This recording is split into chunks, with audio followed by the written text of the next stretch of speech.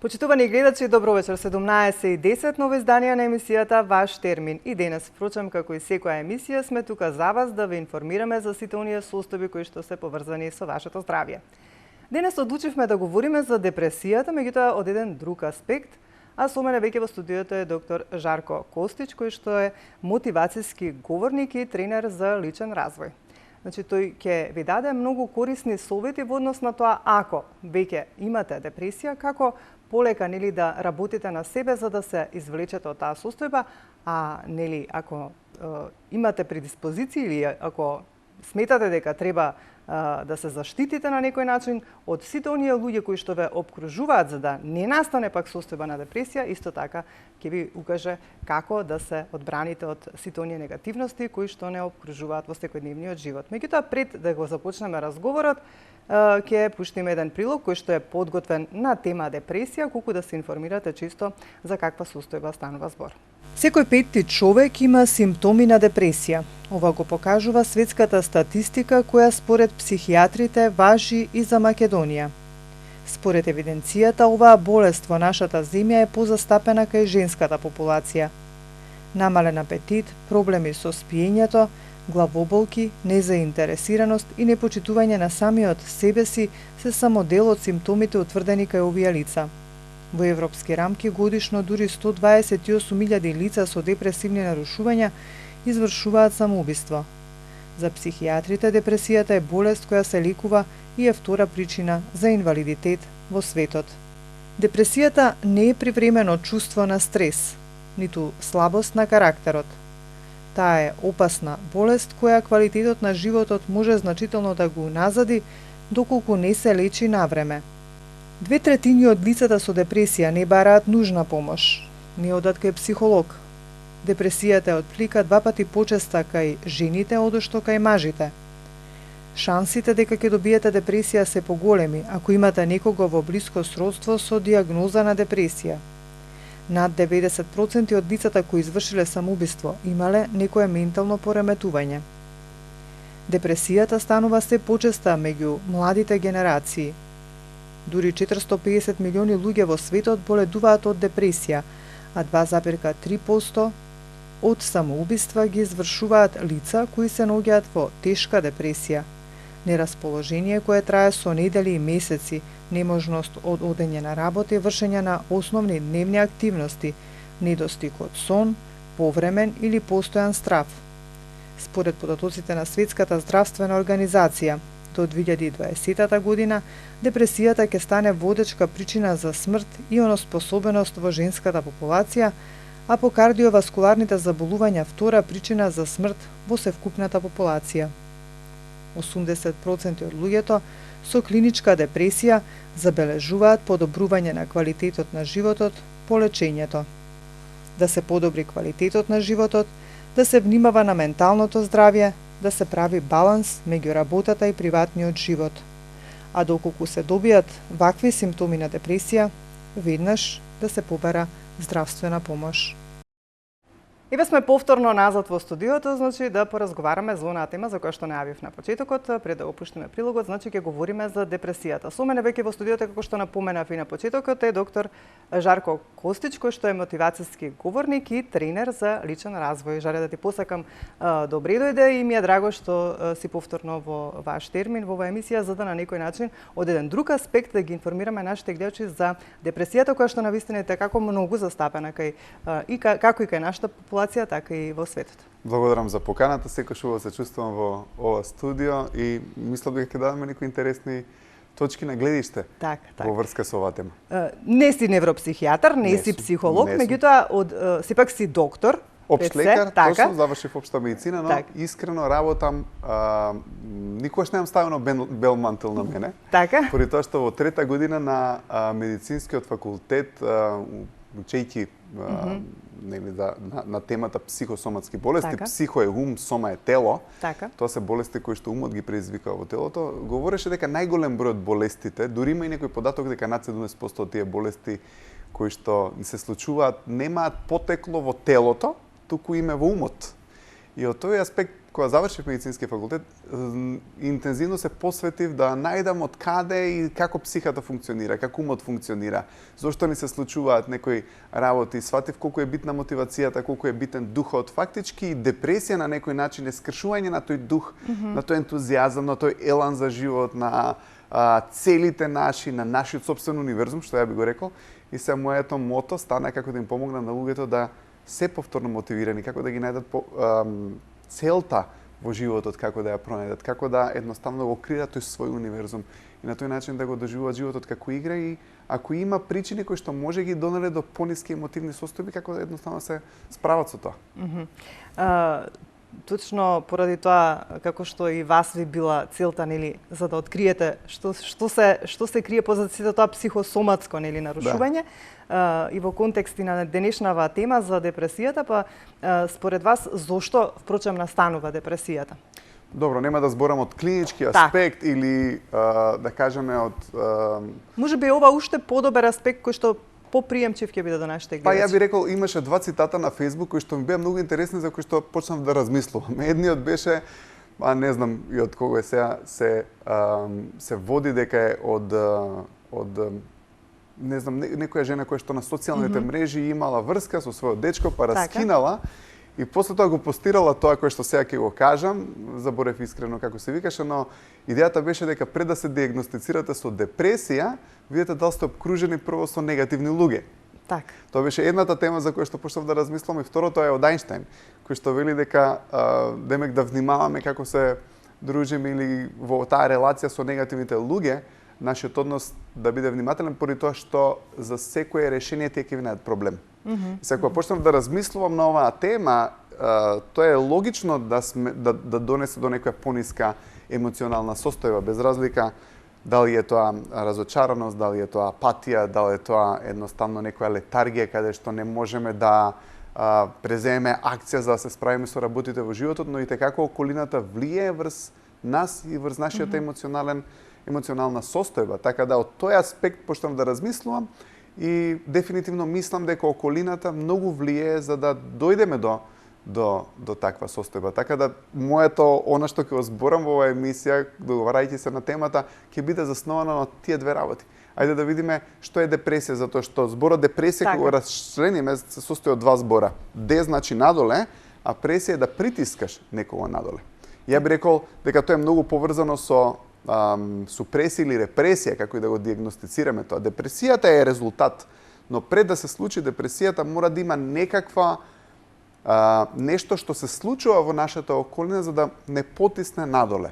Во околината имаме луѓе кои што ќе ни дадат ветер у грб, ќе не носат кон нашите цели и едностранно во околината имаме луѓе кои што можеби, пак ќе кажам, не ги обкривувам никој кој што е на различна емоционална состојба. Јас сум бил многу негативен во даден период од мојот живот, сум имал и сега во дадени периоди моменти каде што мојата емоција флуктуира или се менува врз база на, да кажеме, ако имаме некоја скала на емоции.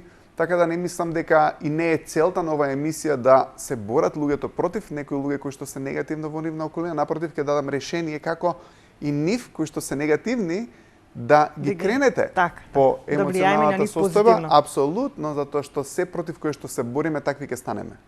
Така да не е идејата да се бориме против некого, затоа и паѓаме во депресија. Добро, но кои се првите така знаци кои што треба да ни укажат дека веќе ни се случува нешто такво, значи не напаѓа нешто негативно?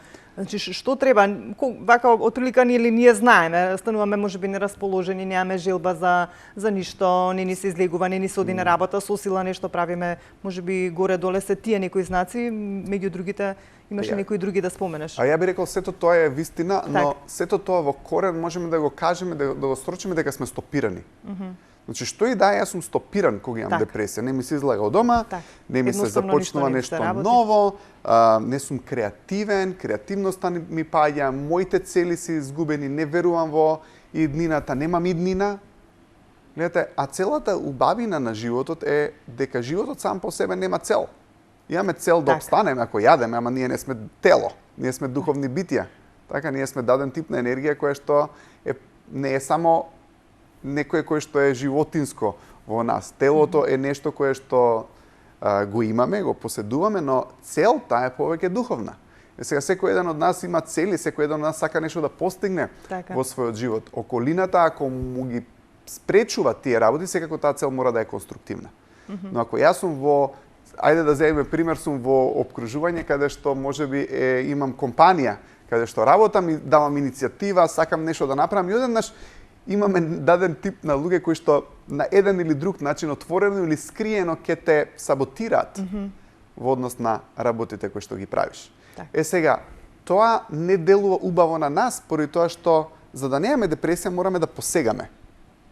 Депресијата е резултат на спречување на посегање. Посегање може да биде физичко, може да биде ментално. Ја може би посегам со мојата идеја, сакам да пеам, имам идеја дека ќе отпеам песната на кој да, ама не ги знам зборовите како мало дете. И однаш околу тебе имаш може некој по-негативен и ќе рече, бе не ги знаеш зборовите, бе гледај како фалшираш или бе немој вака да пееш. Ќе ти се изгуби желбата за пење. Тоа е стоп. Така. Тоа е стоп, Вики, и тоа останува во нашиот ум. Тоа навистина и така, впрочем во секојдневниот живот. Малку некој да ви каже нешто негативно во она што вие сакате да го сторите како добро и тогаш веднаш веќе размислувате па навистина дали е добро тоа што ќе го правам.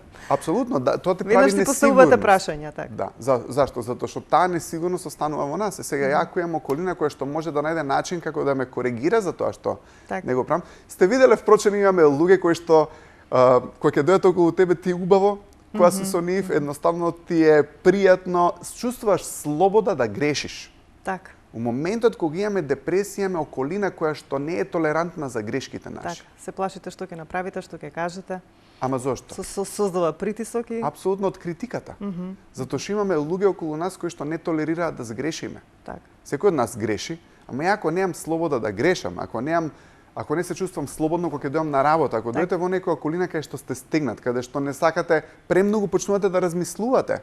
Така премногу размислуваме дал ако нешто кажам, ако направам, дал некој ќе ме стопира, ќе ме казни, ќе ме критикува. Што ќе каже? Тоа е проблем.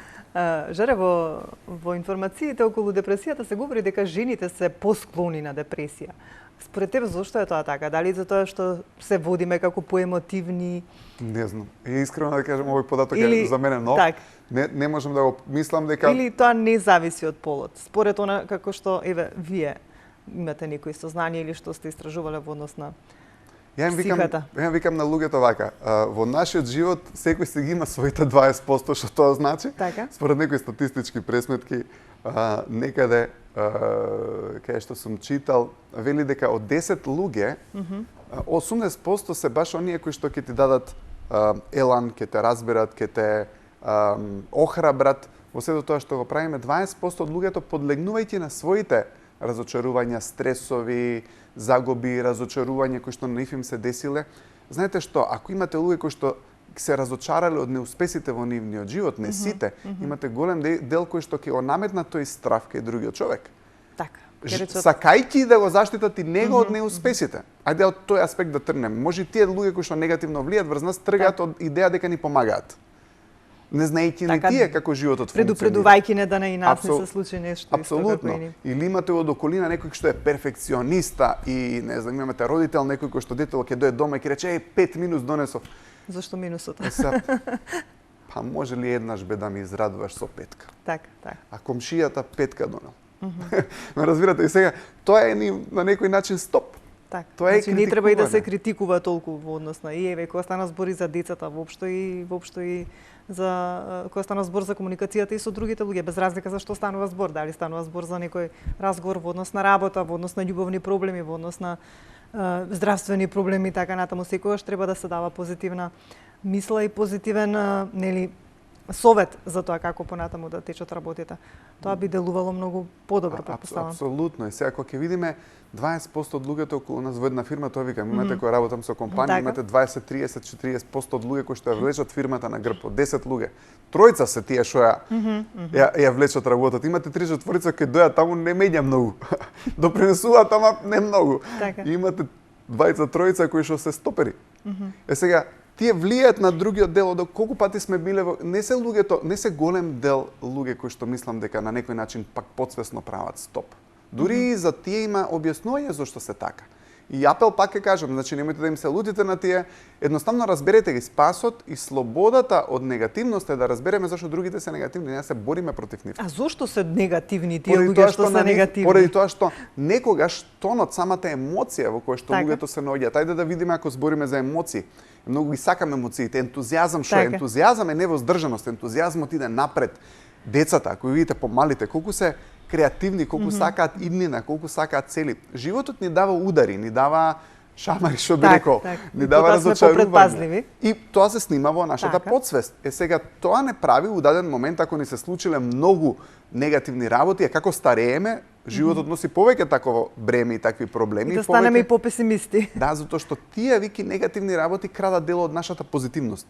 Колку повеќе негативни работи ни се случиле во животот, трауми, разочарувања, загуби, стресови, тоа краде дел од нашата позитивност и ние сме така најпозитивни после такви ситуации.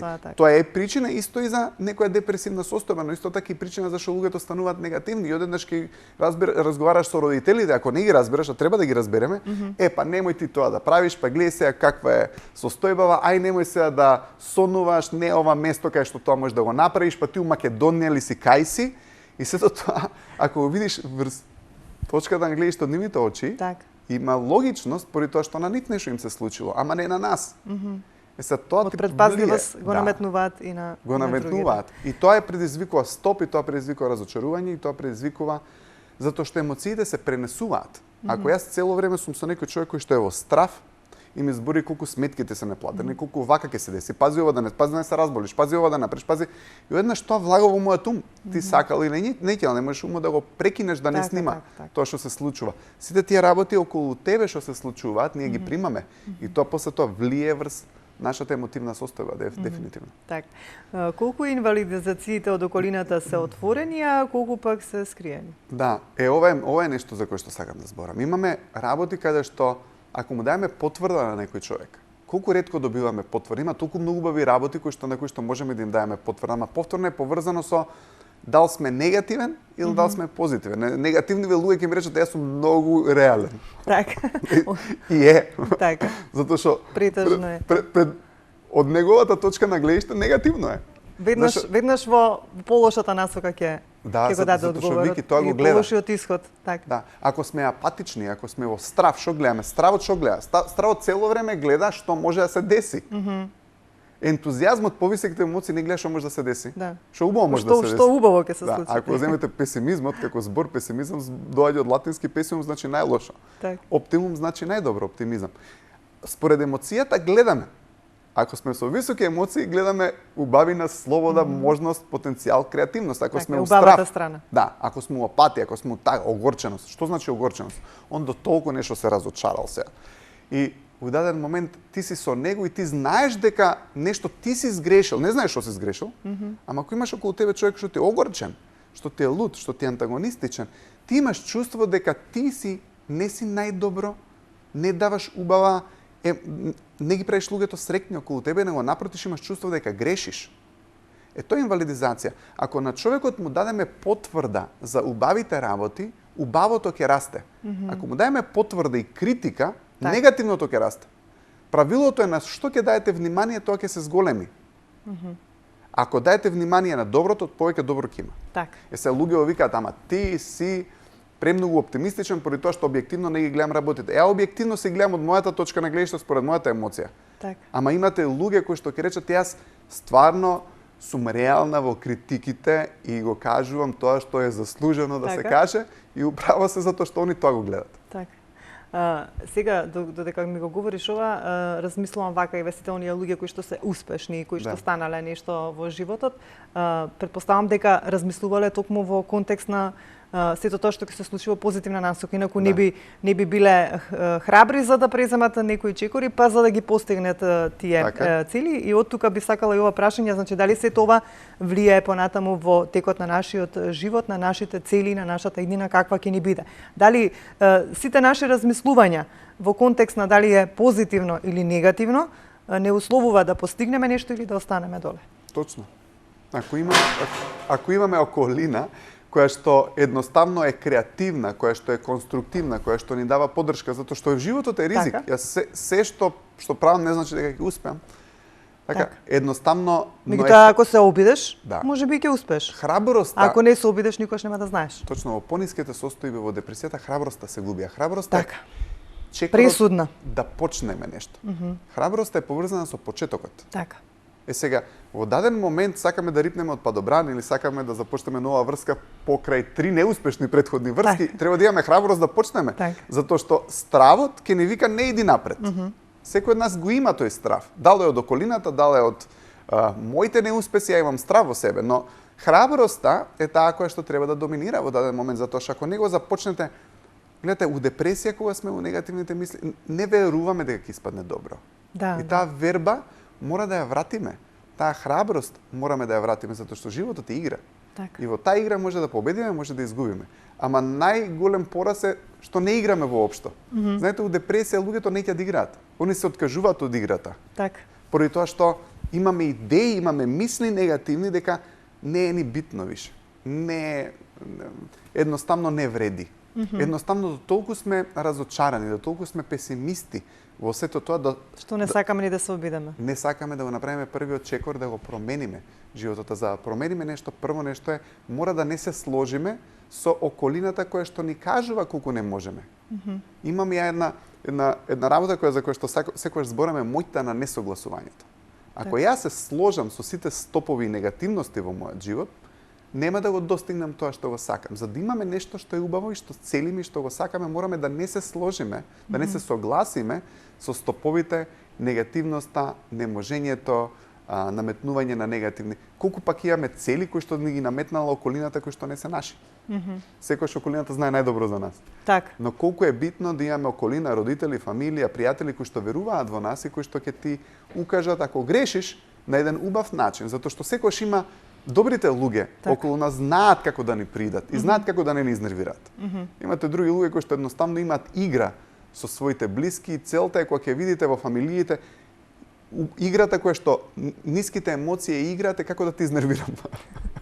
Затоа што кога ќе речеш абе добро, 100 пати сум ти кажал не ми го кажувај тоа на овој начин, не ме коригирај на тој начин. Значи не функционира тоа кај мене. И наредно што се случува истото пак, затоа што многу често кога паѓаме во ниски емоции, имаме еден дел од нас кој што не го контролираме. Ќе избувнеме, ќе кажеме работи, не тера да направиме нешто кој што другиот знаеме дека нема да го прими најдобро. Колку пак оние родители кои што функционираат можеби на таков начин, повеќе со како да кажам, со страф и со предпазливост, влијаат на развојот на нивните деца и тие, или може да делуваат и тие да бидат такви? Па, секако дека убаво е да се грижиме за детето, но исто така да му дајме слобода и контрола. Знаете колку често имаме ситуација кога имате некој од околината кој што е преддоминантно. Сите оние стравови што ги имаме ние. Па умот не функционира на даден начин, например, ако му кажете на некого пази да не сгрешиш. Пази да не знам, со спортисти работам, пази да не гутнеш паналот, му вика тренерот на Валеров. Умот не го процесира не. Така. Да не сгрешиш, он иде на грешката. Ако му кажем на гледачите не мислете на розев слон, ќе мислат на розев слон, затоа што ако пази да не утнеш работа, пази или ќе доеш дома свекрвата или свекорот или кој да доаѓа што те критикува некојаш често, и ќе видите девојкава ќе почне да греши, нема да го направи дењето како што треба, ќе скрши чашата дури ја пере. Зошто? Затоа што чувствува дека има присмотра. Ама тоа што е? Не е верба во нас. Затоа што убаво е да го контролирате некој човек, но мора да има доза на верба дека самиот тој ќе успее и знае. Затоа што во спротивно му ја косите неговата внатрешна состојба и храброст дека знае. Затоа што храброста доаѓа од тоа дека ќе биде, дека знам дека ќе успеам. И тоа мора да преовлада отколку негативниот дел од умот и подсвеста која што не вика дека ќе сгрешиме можеби или од околината. Колку ние сме сами одговорни за сето она што ни се случува во животот и воопшто дозволата да целата околина и луѓето околу нас да влијаат на нас. Зошто дозволуваме? Што ни се случува? Каде е тука заштитниот механизам? Што треба да правиме? Вики, полесно е ја некого друг да окривам ако не успеам, отколку сам себе. Тоа со мајка ми имав комуникација, мојата фамилија се уметници, музичари и она секогаш сакаше клавир да свирам. Ја никогаш не бев одговорен затоа што тоа ми беше наметнато. И е многу лесно да мојата неодговорност секој ше префрлав на моите родители. Па вие ме терате, па ја не ќе дадам затоа што тоа е ваша цел, па Секогаш кога имаме наметната цел, многу е полесно јас да не сум одговорен. Затоа што ќе кажам дека се ти, така е. Така. Ама имав и тренирав кошарка и тогаш тоа беше под моја одговорност и никогаш не каснав на тренинг, останав подолго да играм, секогаш го правев тоа со љубов. Кога имате своја цел, немате веќе шанса да ја префрлите одговорноста на друг. Иако секако дека во текот на животот кога ќе сгрешиме, прво нешто што ни наоѓа како импулс е да окривиме, а камерманот не беше добар, не знам, овој не беше добар, не знам, нема шминка како што треба. Никогаш не е до мене. Така. Да лесно му е на човекот да си ги земе ордените и наградите кога ќе направи нешто добро. Така. Ама ја губиме контролата кога нема да ни оди добро, да видиме што е тоа што ние сме правили. Можеби дел од нашето е дека едноставно дозволувам околината да влијае на мене. Зошто па да не верувам во тоа што го правам и едноставно не се сложам со нив. Так. И тука е контролата. Ние губиме контролата во животот во моментот кога ќе трнеме одговорноста од нас. Така да дефинитивно околината има влијание, но ја би рекол уште побитно што треба да го знаеме, ние сме дозволиле некој човек или околина да го сруши нашиот универзум. Так. Нашиот универзум е наша одговорност. Ја имам моја цел, ја имам моја визија, ја имам причина зашто сум тука. Имам причина што сакам да направам со моите емисии, со моите предавања, со моите мотивации. Ако ја тоа не го правам и дозволам некој друг да ме убеди, дека не сум добар, ама јас тоа го дозволувам. И многу често, знаете, имате, кога зборевме на тема инвалидизација, имате отворени инвалидизации, кои што се директни, не те бидува за никаде си ваков се, имате скриени. Така. Ја знаеш, добро беше, ама ај нареден пат подобро ќе направиш. И се викаш, што ми збори? Многу често има околу нас пријатели кои што ти се смешкаат. Критика, меѓутоа првин со мала пофалба, а потоа да, ама знаеш, таа пофалба дури и не е пофалба, таа е заштита, затоа што тој е устрав. За да не биде директно веднаш негативно да кажам. Тоа е нешто што би го рекла скриено непријателство. Имате некој кој што ти се смешка, во твојот живот ти е секојаш, ама ќе видиш кога не си тука, он збори позади тебе. Така. За негативно. Сметате дека тие што отворено ќе ви кажат што не е добро се вистински пријатели. И реални луѓе кои што не би направиле нешто лошо во односно на вие што сметате. Ја би рекол дека има уште подобар начин. Тие што отворено ќе ни дадат критика, да го најдат соодветниот начин како да ни ја упатат. Ја би рекол дека не е добро ни едното ни другото. Не е добро ни отворено да се критикува. Гледате, пак ќе кажам, ако разговарате со луѓето, и тоа е стварно реално, луѓето кои што отворено ве критикуваат, тонот кој што го имат, љутина. Ајде да кажеме, јас сум бил со, не знам, со фамилијата, со мајка ми у добри односи, однаш нешто ми сгрешило и лут сум и однаш почнам да ја кажам како е за никаде ваква е, онаква е. Ама тогаш лажам. Тоа е мојата емоција која што збори. Ако ми помине лутината и се качам на мојата соодветна емоција, не го мислам тоа. Така да имате луѓе кои што се постојано на лутина, огорченост, омраза, антагонизам, знаете, имате луѓе што се контраши цело време. Ти што и да кажеш он контра ќе ти иде дури кога се сложува, нема да го каже истото. Нема да го каже истото, едноставно контра ќе иде затоа што тоа е неговата емоција. Целата идеја е битка на јас сум право, ти не си. Зашто да не сме и двајцата управо? Зашто да не бидам ја во право и тој да биде управо? Но проблемот е што некогаш кога имате такви емоции, тие не ја гледат исправноста во акциите. А многу е битно да видиме, окей, можеби сум сгрешил, но сум имал добра намера. Ајде коригираме, умешноста е да ги коригираме луѓето на начин кој што е соодветен на нив. И на кој што, ја кој им викам на луѓето, ако сакате да коригирате некого, дајте му 3 потврди, ама вистински, можеби добро готви сопругата. Знаете, го земеме здраво за готово, мажов ќе дојде дома и никош не дава потврда на женава. Зошто да не ја даде? Зашто да не каже дека е убаво направено, зашто да не каже дека убаво изгледа, зашто да не каже дека и сето тоа е потврда и ние го забораваме колку тоа е битно за нас.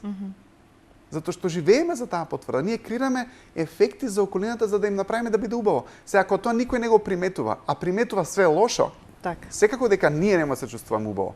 Така да одговорам на прашањето, имате критики отворени, има скриени. Подобри се отворените критики отколку скриените. Знаете, имате скриена инвалидизација затоа што таа е најлоша, затоа што не знаеш дека мислиш пријател ти е. Не дека не ти е пријател, ама не ти го кажува на најдобар начин. Овој бар што ме критикува отворено, знам, окей, можеби е непријател. Ама најдобро е како да ми биде пријател, затоа што викаат пријателот ги гледа прво најдобрите работи кај другиот човек. Не значи дека Знаете, имате човек каже, абе, што збори овој, јас искрено ќе му кажам затоа што никој не му го кажува во фаца. Можебе тие што не го кажуваат тоа директно во фаца има причина зашто не го прават. Не сме размислиле на таа тема. Зошто само он ми го кажува тоа? Може ќе ми рече, слушај Жарко, знаеш што, можеби е подобро ова вака да го направиш. Намерата од другиот човек ние ја чувствуваме. Кога е пријателска ја чувствуваме. Кога е малку непријателски или скриено непријателска, пак ја чувствуваме, ама не сме сигурни што ни се случува. Ни требаат луѓе кои што ќе видат во нас добро, затоа што секој од нас прави добро. Така. И сега во контекст на ова, во однос на појавата на депресија кај луѓето воопшто, кои се тие луѓе кои што се склони? Претпоставам дека постојат типови на луѓе кои што се склони да подлегнат на и на поголеми критики и на негативностите и да бидат во состојба на депресија, да дојдат да бидат во состојба на депресија.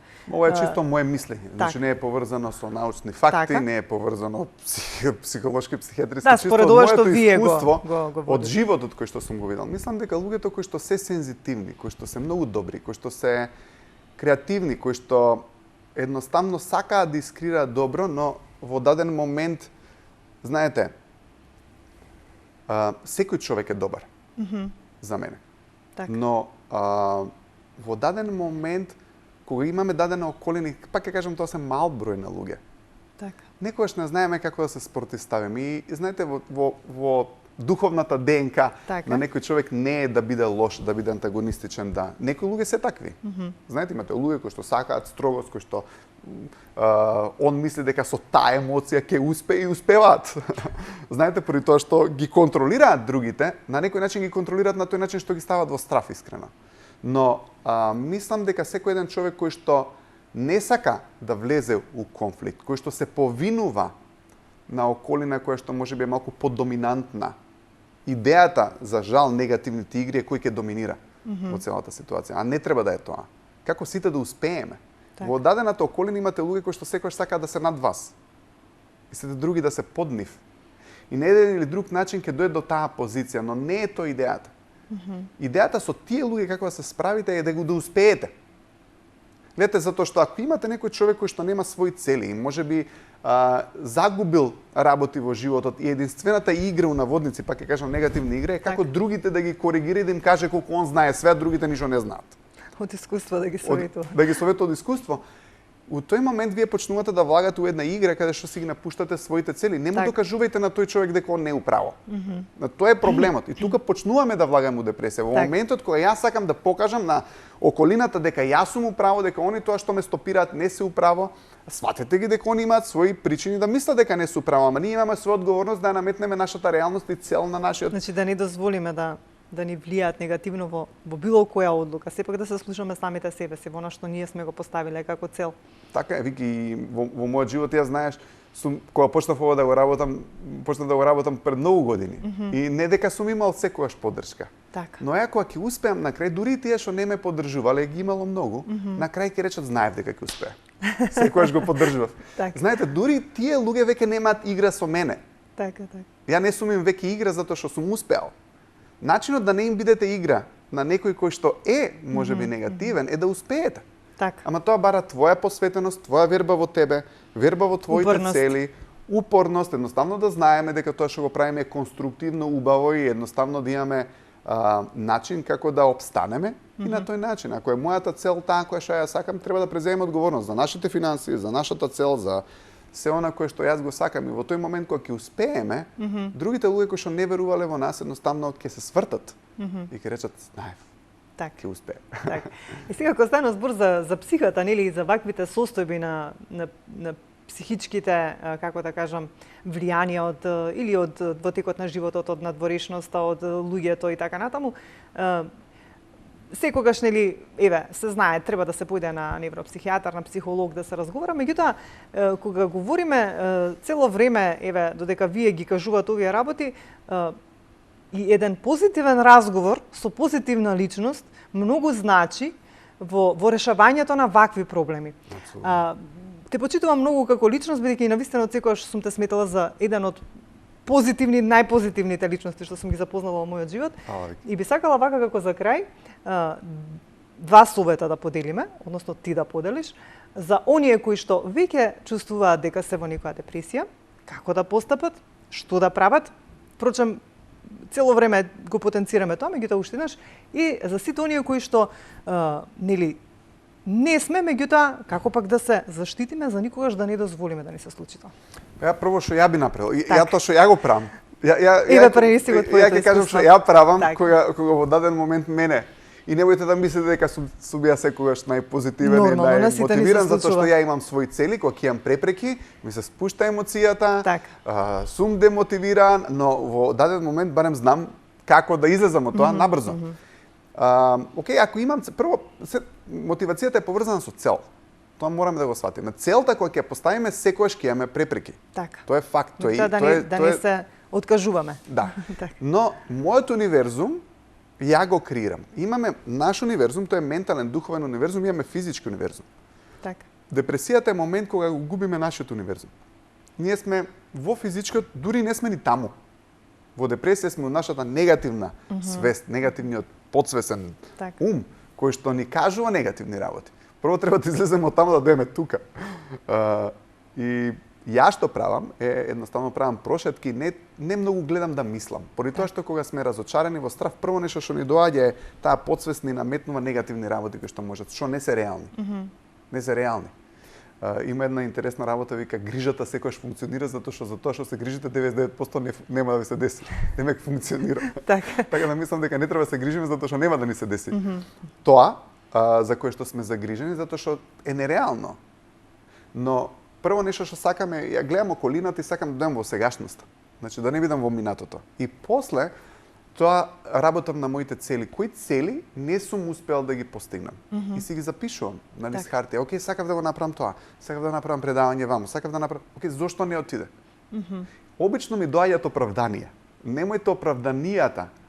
Океј, можете да си ги дајете како одговор. Не е заради тоа што, дали е вистина тоа? Ќе се прашам. Океј, зошто не отидов во Охрид? Па затоа што врнеше снег, затоа што океј, дали е вистина тоа? Па не е.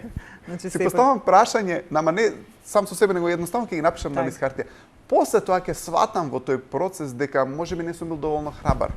Можеби не сум бил сигурен дали предавањето ќе биде добро. Можеби не сум бил, може некој ме разубедил од околината дека не треба тоа да го правам. Кога ќе најдете вистинската причина, и тоа секогаш е поврзано со вас, обично. Со вашата недостаток на храброст, вашата недостаток на верба.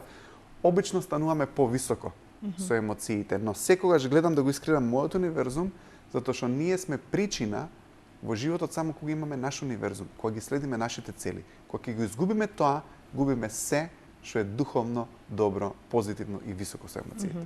Значи се зависи од нас. Апсолутно. Апсолутно. Значи да бидеме позитивни, да не мислиме на негативни работи, за она што сакаме да го направиме во животот, да мислиме со позитивен исход, никогаш со негативен. Да. И бидејќи само така ќе дојдеме до успех. Па и да не успееме, нема да ни биде криво дека сме се обиделе да направиме нешто. Подобро тоа отколку воопшто да не се обидеме, па да бидеме постојано разочарани. Има еден многу убав цитат од Мајкл Џордан, познатиот кошаркар, и вели имам изгубено, не знам, имам промашено 9000 шута, има изгубено 300 утакмици. 26 пати му бил доверен одлучувачкиот шут и го промашал. И вели јас сум успешен поради тоа што сум волен да не успеам. И мора да бидеме волни да одиме во неуспех. Знаете, околината цело време вика... Но да правиме нешто и да се обидуваме, така да не... Ако имаме страф од неуспех, никогаш нема да тргнеме да правиме ништо. Немојте да се плашите од неуспех, идете во неуспех и ќе видите после неколку неуспеси каде е успехот кој што го сакате. Кој што го очекувам. Жорко, јас секогаш сум навистина ми е драго и сум задоволна кога ќе дојдеш во емисија и кога ќе ни ги кажеш сите овие убави работи и совети и се надевам дека и нашите гледачи сите ова што го слушнаа во оваа емисија ќе го применуваат во животот и нема да подлегнуваат под негативностите на оние луѓе кои што ги обкружуваат, дека ќе се слушаат самите себе си и дека ќе имаат храброст да ги оние цели што ќе си ги постават да ги остварат. Апсолутно. Ти благодарам многу за сето она што го кажа до нашите гледачи и ти благодарам што одвои време да бидеш денес дел од ваш термин. Ти благодарам, Вики, фала ти за убавите емисии, кои што секојаш ги правиш. Благодарам до гледачите, имајте цели, бидете волни и да не успеете за да успеете. Така, па се надевам во некое следно издание, можеби ќе најдеме повторно некоја интересна тема, бидејќи да, ова е емисија од здравство која што разговараме за се извинам за одредени заболувања, меѓутоа зошто понекогаш и да не се каже вака нешто мотивацијски, малку психолошки да делуваме на луѓето, да им кажеме дека не е се така лошо, нели, дека повеќето работи сепак зависат и од нас самите. Да, најголем фактор за некојаш да работите умот и психата. Да, ти благодарам многу. Фала ти на тебе. Почитувани гледачи, тука ќе ве поздравам јас за денес, ви благодарам за вниманието. Се гледаме ние секако во следното издание, веќе во понеделник, а до тогаш ве оставам во убаво расположение. Имајте добро здравје.